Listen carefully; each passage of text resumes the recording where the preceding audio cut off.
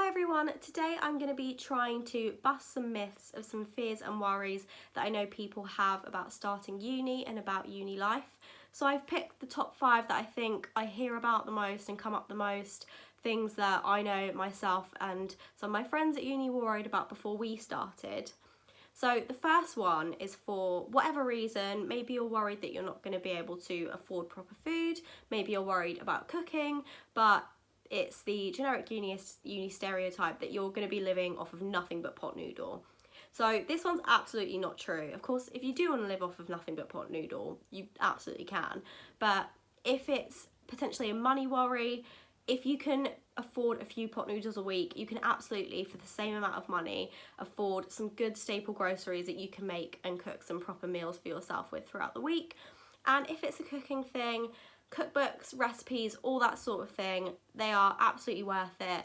You can get some cookbooks that might cater to a specific appliance, so maybe like a one-pan dinner thing, or maybe like a slow cooker or pressure cooker thing if you have one of them, or you can get something catered to a specific diet like vegetarian cookbooks, and that way it means also it's going to be minimal mess, but it's stuff that you can use all the time. You can be using the same type of food to make it all the time, or you can be using the same appliances, and it just makes it a bit easier for you and helps you get into it. But absolutely, I would recommend cookbooks. Also, you can do things like meal prepping, maybe make loads of food at the weekend if you're busy with uni in the week. Freeze it or put it in the fridge or something, and then just come back to it when you need it throughout the week. But no, you will not be living off of pot noodle if you don't want to. So myth number 2, I think especially comes up for people when they first start uni during freshers, is that when you're at uni, and especially during freshers, you're going to go out all the time. Everyone's going to want to go out all the time, and if you don't want to go out all the time, you might not be included, or you might feel like you're not going to make any friends, or you might feel like there's going to be nothing else to do with people. Again, this one is definitely not true. People aren't gonna not want to be your friend just because you don't want to go to every night out. I know some societies and stuff like that also try to cater some of their socials to people who actually don't want to go out, and they try and do other things like games nights. That's the same with your flat as well. You don't have to go out all the time. You could maybe cook something together or play something together one evening. I know a lot of people that did that in my freshers because they didn't want to go out all the time.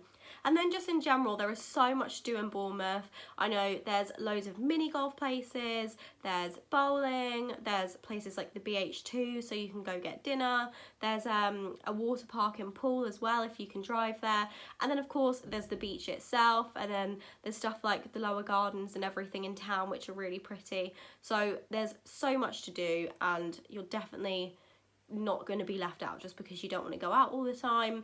Even if you don't want to go out at all, people aren't going to be kind of excluding you because of that. So myth number 3 is that the workload is going to be a struggle, especially at the beginning, and the jump from whatever you've been doing before uni to uni work and undergraduate work is going to be kind of a big gap that you're not used to, and potentially something that you struggle with adjusting to. So first of all, with this one, the uni understand. It happens to everyone when they first join uni. Of course, you're in a new place doing new kinds of work that you're not used to doing, and they will factor that in. And because of that, they'll also ease you in. You're going to be taught how to use everything you need to use. You're going to be taught how to do everything, like write an essay and where you can find help with referencing and things like that. You're going to be eased in, and it's not going to be really difficult and 100% from day one. Also, if you've done the jump from secondary school and GCSEs to a sixth form and A levels, some people say that that's kind of the biggest gap you'll get in education. I don't know if that itself is a myth to bust, but I think I found that personally. It was a bigger gap between school and college than it was from college to uni. And even if you don't feel the same about those two gaps, if you've had a jump in your education before, you've handled it, you've got yourself to uni, so you'll be able to handle it again. And yeah, they'll ease you in, and it's really not going to be that difficult from day one. And even if you find it difficult, the uni are there to help, and you can go to your lecturers, you can go to your course leaders, you can speak to your friends about it, because loads of people will be feeling the same as well. But you're definitely not just going to be left on your own feeling like you're drowning and not knowing what you're doing. Everyone will be there to help, and they'll also try and cater it to helping you adjust to that jump when you first arrive. So myth number 4 is kind of a fact, but it's something that you can get around, and that's that it's going to be expensive to get yourself resources for your course, whether it's textbooks or it's some kind of equipment that is course specific to what you're doing, the projects you're creating. Now, of course, if you are buying some of these things outright and upfront, brand new, they can be expensive, but there are so many ways around it. With stuff like textbooks, of course you can buy them online from other people, whether it's on a proper selling page like eBay or something, but also if you keep an eye in kind of Bournemouth Uni and overhead at Bournemouth Facebook groups, loads of students who were on that course and used those textbooks the year before and don't need them anymore will be selling them for a good price to help you out. So definitely have a look at stuff like that. Then of course there's the library. The library is such a lifesaver for all these things, whether you need the books just for your course or whether you need a specific book just to write one essay and then you're done with it. Absolutely use the library. That's what it's there for. And again, it's one of those things where if you feel like you're struggling to afford it, you can go to your lecturers and say, this is a position I'm in, do you know anywhere I can get it, or would I be able to borrow anything that you have for now? So again, they're not going to kind of leave you in the lurch. And that's the same for course specific things like equipment. I know on my course we do a lot of editing, so there's loads of Mac suites around the uni that have all the software you need depending on what it is you need downloaded ready for you to use, so you don't have to buy it and do it at home. And again, with my course we have to do loads of filming, so the uni actually have a service where you can check out loads of cameras and microphones and just like recording and filming equipment. And this doesn't even have to be for a uni project. As long as you write what you're going to be using it for, you can just take them out for your own personal use. So you absolutely don't need to be buying anything big and expensive brand new. There's other ways to get them.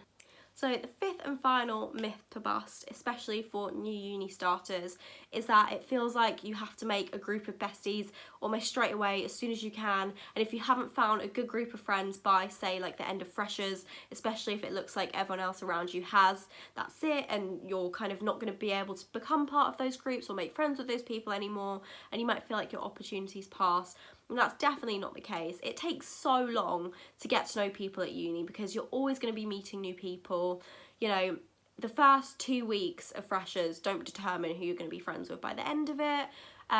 You barely even really go in those first couple weeks of freshers, so don't feel like you need to have found friends straight away. And if other people on your course or other people in your flat are going out together and you don't feel like you're part of that, it doesn't mean you're going to be excluded forever or feel like you're being excluded forever.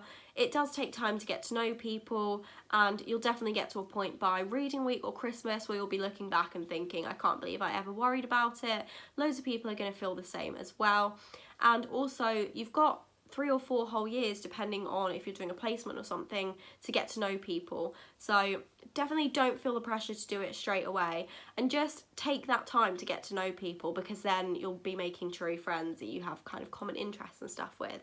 So those were my 5 top myths to bust about starting uni. A bit of a tongue twister. I hope they've helped and put your mind at ease, and just remember that if there's something you're worried about when it comes to starting uni or just living at uni, there's always going to be a way around it that's not as expensive or not as difficult or not as stressful.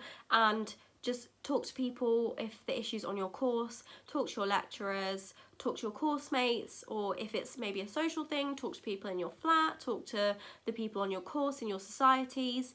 Even if it's something like cooking or cleaning, you can talk to your family at home, talk to other people that you know that might be struggling with the same thing, friends at different unis as well. Definitely don't feel like you just have to keep these things inside. There's always going to be someone who can help you with what it is, and there's always going to be a way that you can do it that is going to take loads of the pressure off. So keep these things in mind when you're preparing to start uni in September, and yeah, I hope they've helped and put your mind at ease. Thank you for watching.